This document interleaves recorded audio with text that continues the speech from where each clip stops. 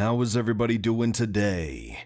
Today we're going to be ranking all 16 new released horror movies that I saw in March of 2026. I say new releases, but some of these are foreign films that released last year or possibly even earlier this year, but I only just in March was able to see these films. So let's get into it. Starting off at number 16, and this one was a bitter pill to swallow for me. This is Remember the Last Night. This is a Japanese horror film that is on Netflix. This is the second film in the series, in the franchise. The first film is just called Remember, like RE/member. And the first one is very good. This one is not very good. So the first movie focuses completely on the horror aspect of it. This movie has the horror stuff going on, but it turns into this weird romance thing going on. And then it's got some other like side story going on with some ghosts like stuck in a rock or something, and I just did not care for this movie at all. Especially after I watched, because I hadn't watched the first one before this. So what it's about is a group of kids. They get tasked. They get drug into the spirit realm, basically, where a ghost is chasing them and killing them over and over and over again. And they're having to go and try to find the body parts to this deceased person and put them back together again in order to get this. And it's the same day looping over and over and over again. But once they get the body reassembled, then they get released from it. Then you can come into the second movie. The same premise is going on, but somebody from the first movie is trying to be saved, and it's like a whole like weird romance thing going on, and it's just not great. The horror becomes secondary in this film, and yeah, I hated it. Coming in at number 15 is The Mortuary Assistant. This is based on an indie game where you have to do autopsies in this morgue or mortuary, but there's like demonic stuff going on, and there's like ghosts and stuff, and you have to kind of figure out how to get rid of the demon. So this is all based on the video game, and this movie was so bad. So bad. Now, the actors that are in this movie are actually pretty decent, but I was embarrassed that this was a video game movie. And then the creature, the demon at the end, just looks ridiculous. I don't know. They could have done so much better with this film. Coming in at number 14 is The Hermit. And this is a deaf guy that lives out in the middle of the woods. He's a hermit out in the middle of the woods and murders people for food when they get close to his cabin. And it's just ridiculous. Slasher film nonsense going on, but it goes back and forth in between one of the victims being interviewed about the situation that happened, and they're in a mental facility, and then to what's going on. But you're being told a story through the victim's eyes. I guessed a lot of what was going to happen before it happened. The gore wasn't great. Some of the acting wasn't great. I was not impressed by this movie. It is a far cry better than the first two on this list as far as like entertainment goes, if nothing else. But yeah, it was a serviceable film. It's not something that I would ever want to watch again. Coming in at number 13 is Dolly. And I know a lot of people really loved this movie, or at least liked this movie. I'm middling on this movie. It's okay. Like, I would rather have watched something completely different. But it's has that grimy, almost like Texas Chainsaw Massacre feel to this movie. But it's about a person in a doll mask that murders people that come into the woods. And, you know, it was fine. It was fine. The next movie on this list is actually another Texas Chainsaw Massacre thing that was way better, in my opinion. But yeah, if you like that Texas Chainsaw Massacre feel, some of the gore and stuff in this film was good. I know it feels like they're probably trying to set Dolly up to be another slasher like villain. I just need, like, when people are doing these movies, man, I need them to swing for the fence and give me just something crazy. I feel like there just wasn't enough to this movie. It didn't go far enough. It didn't go crazy enough. I really liked the beginning. The beginning scene like sets this really dark, terrible tone for this movie, and then it just feels like it kind of falls flat through the rest of it, with some parts that were really crazy, but for the most part, it just wasn't anything special. Coming in at number 12, and this is the movie that I'm talking about that is also, and actually I feel like far more closely similar to Texas Chainsaw Massacre, and that is Straight Until Morning. And this is about two women that go on like this road trip together, but they barely even know each other. They end up in the middle of the woods and they get kidnapped by a family, and it becomes this very, very much Texas Chainsaw Massacre type deal going on. Still not the best movie in the world, but I liked it way better than Dolly. Coming in at number 11 is Do Not Enter. This is people that are social media, YouTube influencers making videos just like me. But they go and they try to find mysterious things, going into and documenting mysterious things and and interesting places and posting them on YouTube.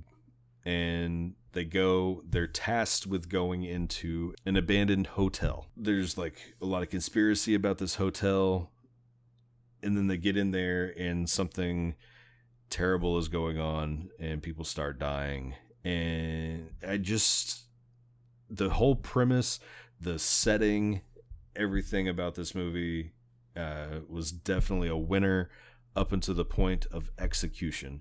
And whenever you get to execution, a lot of stuff just falls through the cracks. There's a lot of story plot elements that just feel dumb.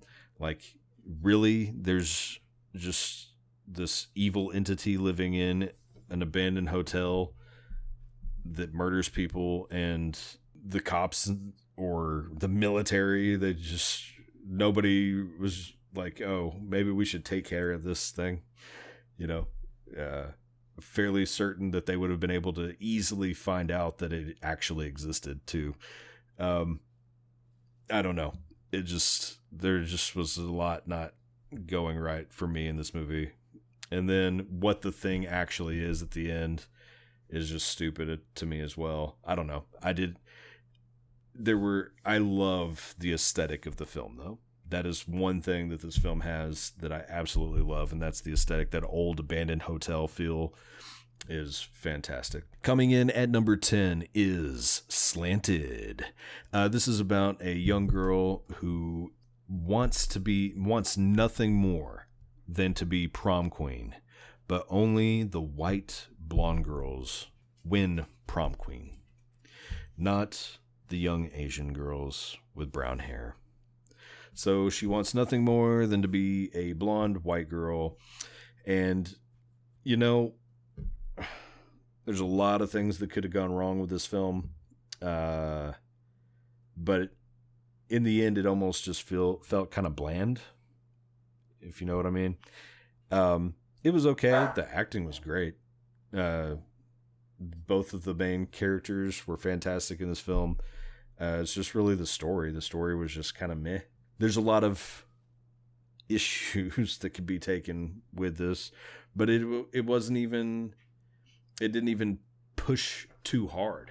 It didn't even make me want to be angry. You know what I mean? I don't know. It was all right. It was okay. It was a movie. Coming in at number 9, and this was disappointing as well. But this was actually the first point on this list where I'm actually like, I would rewatch this movie. I like this movie. But coming in at number 9 is This Is Not a Test. This is just a basic zombie movie that's shot in a school. I do like the school setting. There's nothing special about this movie. The zombies are done very well. I love the zombies in this film. The characters are just okay. But overall, it's literally just a generic zombie movie for the most part. I think that anybody that has watched a ton of zombie movies will watch this movie and just be like, and it is forgettable. Anybody watching, like, if this is their initial zombie movie coming into the zombie subgenre, this might be like one of those movies that they like, oh, okay, this will make me, I want to see more zombie stuff, right? So this could be a really good film for like a first time zombie film, but it is really just a generic zombie film. Coming in at number 8 is Bodycam. This is about some police officers that go on a call to a disturbance, and they get there and they accidentally kill somebody, and then they try to like hide it, and it ends up being like this whole like supernatural like demonic possession thing, and it's all found footage, POV found footage from the police officers' body cams. And it is a pretty wild ride. This is a wild one, and I'm not a huge fan of found footage usually. It really depends. It's hit or miss for me, and I shouldn't say I'm not a fan. It's about a 50-50 shot. You got a 50-50 shot with me. In this one, I actually really enjoyed. It's not like the most amazing found footage film ever made or anything, but it is a good found footage film. It feels like it should have been a VHS segment, but it turned into a full feature-length film, and it does go on a little too long, especially the final scene, and it just keeps going and going and going, wanting it to just stop. But it's okay. It was fine. The ending was fine, but the rest of the movie is actually really fun. If you enjoy found footage movies, you're probably going to love this film. If you don't enjoy found footage films, you might find things that are enjoyable about this, just with some of the gore and some of the imagery and the demonic possession type stuff that's going on in this movie. Coming in at number 7 is Undertone. Another movie that I was actually kind of unimpressed with. I was kind of disappointed just from the hype and the taglines of the scariest movie you've ever seen. No, it's not. No, I'm sorry. That's not the tagline. The tagline is the scariest movie you've ever heard. And that may be true. The sound engineering in this movie was fantastic. And a lot of the shots, a lot of people don't talk about this, but I like from the reviews that I've seen, but some of the actual shots in this film are so cool. It's like the angles that they're getting make you feel so uncomfortable the entire movie, because it's pulled back. It's showing you these weird angles where shadows are, or where there's an entrance here, like hallway coming, stairs, or the kitchen where it's dark, but you're trying to figure out is something in the kitchen the whole time. And just there are shots like that are fantastic. Now, the bad side about this movie, the thing that I hated about this movie, when it gets to a point where it's like, okay, we're going to show you something, we're going to be creepy now, it is underwhelming, completely underwhelming. And I was unimpressed with those parts. Everything else about the film I thought was really well done. Coming in at number 6 is The Cure. This is about a young girl who believes that she has lupus, and if she basically goes and does anything that is strenuous or out of the ordinary or too much, that she is going to basically fall ill and possibly die.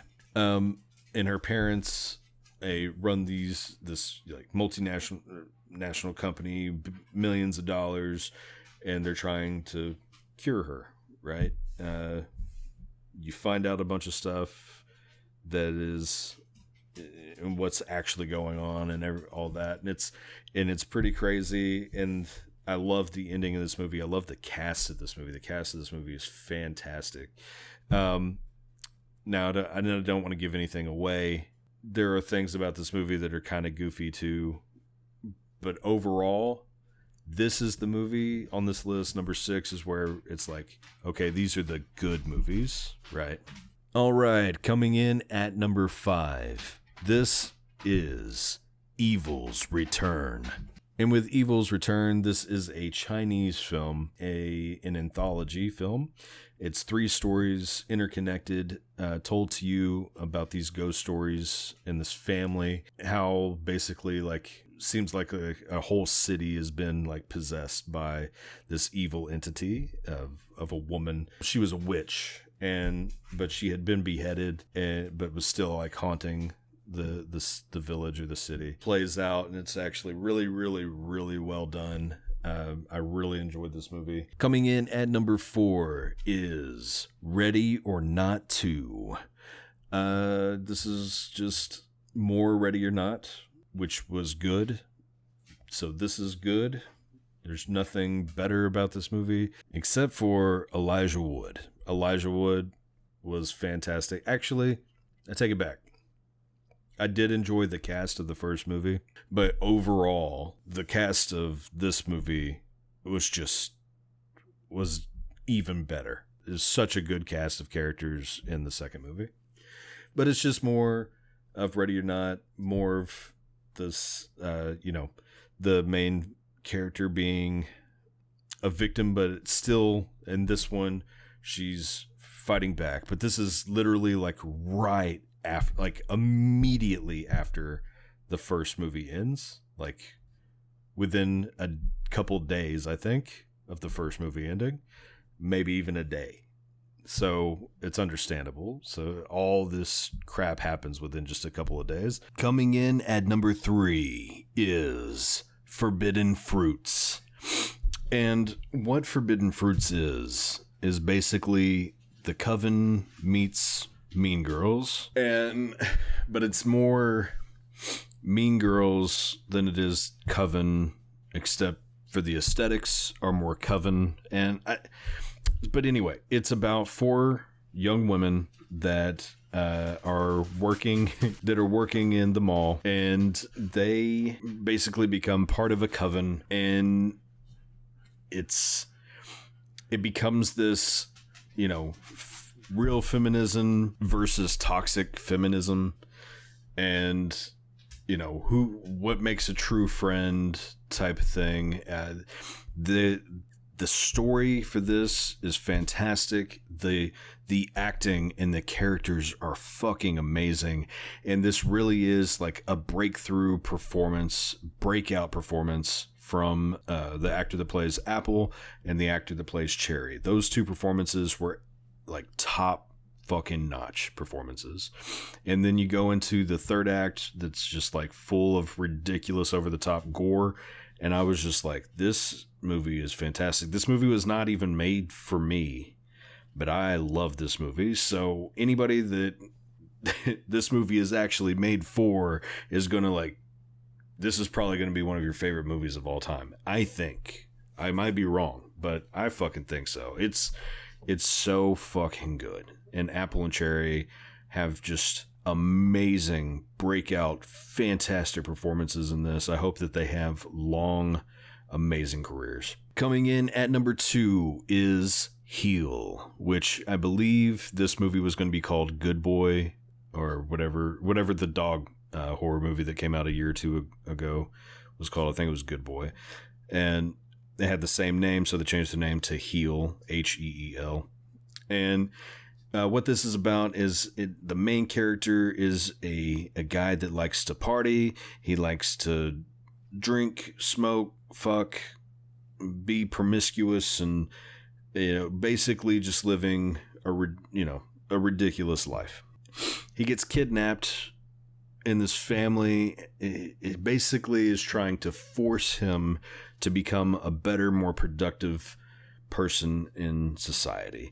Now, the thing about this movie is everything about it is fucked up. This movie, everything about it is fucked up. But the performances in this movie are Oscar level performances.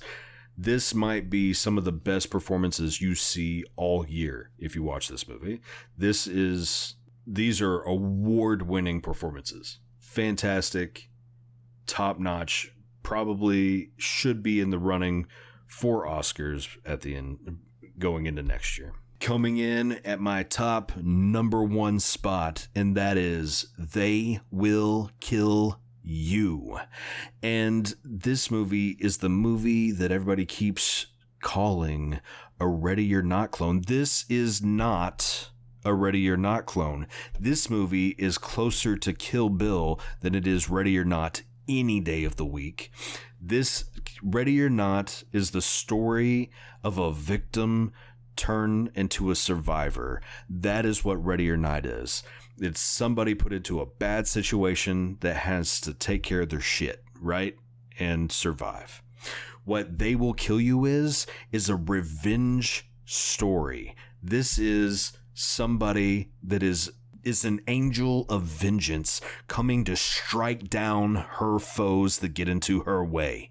That is what They Will Kill You is. This is not Ready or Not 2.0. This is Kill Bill 2.0. Very different films. The gore in this movie is fantastic. The fight scenes in this movie are fantastic. But what the movie is about is a young woman.